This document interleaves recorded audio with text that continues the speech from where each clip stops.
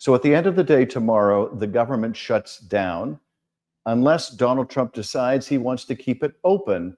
That doesn't look very likely. Here's what J.D. Vance had to say after a meeting at the White House with Democratic leaders. I think we're headed to a shutdown because the Democrats won't do the right thing. I hope they change their mind, but we're going to see. I'll let the speakers. Now, you might wonder, why is this meeting even happening the day before a shutdown? And the answer to that question is the president refused to meet with Democratic leaders and then reversed himself and finally agreed to do it, but agreed to meet with Democratic leaders when a shutdown was all but inevitable, that is, on the eve of the shutdown. So why does Donald Trump want to shut down the government? Why is this a difficult negotiation? Why is it a negotiation at all? Well, the government funding runs out at midnight tomorrow night. And because it's necessary to get 60 votes for a government funding bill in the Senate, it has to be a bipartisan work product or it just doesn't work. Now, Donald Trump earlier said he wasn't interested in Democratic votes. Russell Vought, the head of the Office of Management and Budget for the president, said he thought things should be done in a more partisan basis, not a less partisan basis. But the math for them both just doesn't work. They really needed to come to the table and try to work something out with Democrats, and they refused until today, and it doesn't look like much progress was made in that meeting. So what are Democrats asking for in this budget debate? Well, we're asking for a couple things, and they're pretty simple, and I think they're pretty reasonable. The first is, as a result of the Republican cuts to health care, notices are about to go out in the next 6 to 8 weeks telling Americans who buy their insurance through the Affordable Care Act that their premiums are about to go up anywhere from 25 to 50 to 75%. I was in Oceanside, California over the last several days. Premiums for a median income family in Oceanside that are in the marketplace, they're going to go up by almost $1,000 a month. That's right, $12,000 a year for a family of four. I was later in Anaheim, California. Similarly, median income families in Anaheim can expect their premiums to go up by about the same amount. Now, why is this? Because in the big ugly bill that passed in July, the big Republican reconciliation bill, they did away with tax credits for people buying their insurance through the exchange. Those tax credits not only made it affordable and possible for families to buy insurance that couldn't afford it otherwise, but it helped bring down everyone's costs, because whether you got those tax credits or not, it expanded the pool of people getting health insurance. With those tax credits evaporating at the end of this year, it means that younger people are going to opt not to buy health insurance. Those who remain in the pool are going to be older and sicker, and everyone's health insurance premiums are going to go up as a result. So millions of people will ultimately lose their coverage because of what Republicans did.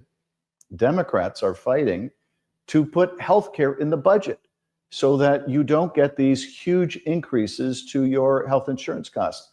Now, why are the Republicans making it so hard for people? Why are they determined to fight to the brink of a shutdown and maybe go into a government shutdown to preserve people's increasing insurance costs? And a big part of the reason is they've always hated the Affordable Care Act, which is very popular with the American people, but Trump hates it. You might remember Republicans brought up 50 or so votes in the House of Representatives in the last couple of sessions to try to overturn the Affordable Care Act. And what stopped them was one courageous Republican named John McCain. You might remember this famous scene. 1:29 a.m. Senator McCain re-enters the chamber. Senate Majority Leader Mitch McConnell stands at the front of the room like he had most of the night. The grin on his face, though, quickly disappears. Mr. Peters. Senator Bernie Sanders appears to nudge Senator Jeanne Shaheen as if to say, "Watch this."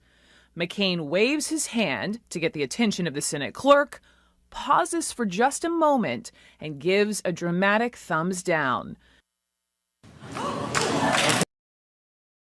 What the country could do if we just had another John McCain right now, or a few John McCains, we would never be in this mess.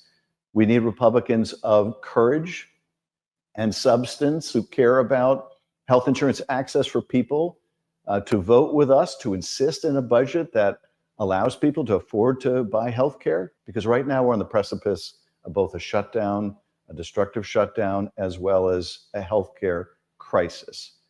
Now, if they shut down the government, Donald Trump is threatening he's going to fire hundreds of thousands of people.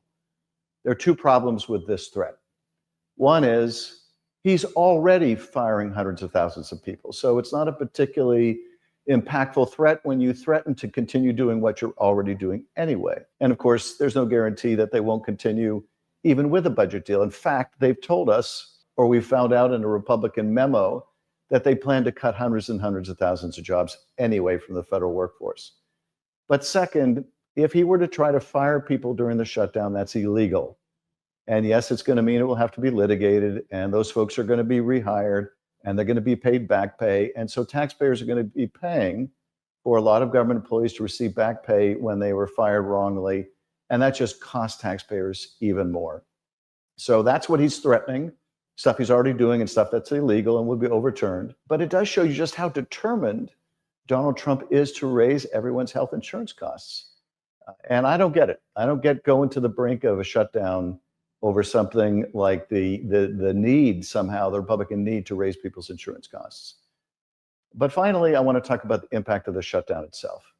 Because right now and for the last several months, Trump's economy has been producing little to no jobs. We've had essentially flat, stagnant job growth. The worst job growth numbers since the pandemic, and if you go back before the pandemic, since the Great Recession. At the same time, inflation continues to go up and up and up. And this, of course, was the president's primary promise, that he was going to bring costs down. Well, he hasn't. If they continue along the path they're on, this additional shock to the economy of a shutdown will just hurt the economy.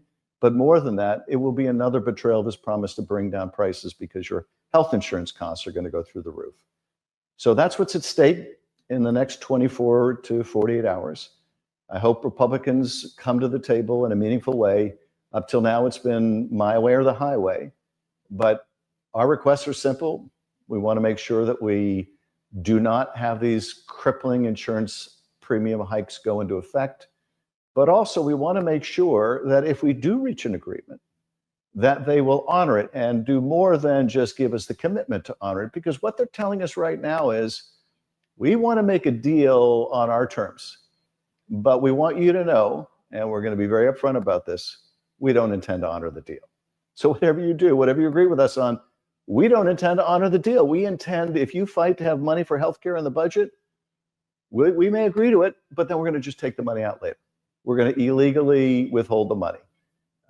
It's a little bit like entering a negotiation. Let's say you're negotiating with contractors to do a lot of work on your house. And you say, I'm going to pay you X amount of money, so just start the work. But then also telling the contractors, oh, by the way, I don't really mean it. I'm going to withhold the money from you later. So I just want you to know up front, I intend to cheat on the deal. Now, Donald Trump is used to doing business that way. He has a lot of experience doing business with contractors that way. In fact, this is how Donald Trump would tell contractors that he was going to refuse to pay them after they did the work. Take the princess and the Wookiee to my ship. You said they'd be left in the city under my supervision. I am altering the deal. Pray I don't alter it any further. We need to have some assurance in the bill, in writing, that these funds will actually go out, that these health insurance costs will be protected, and that the interests of the American people will be served.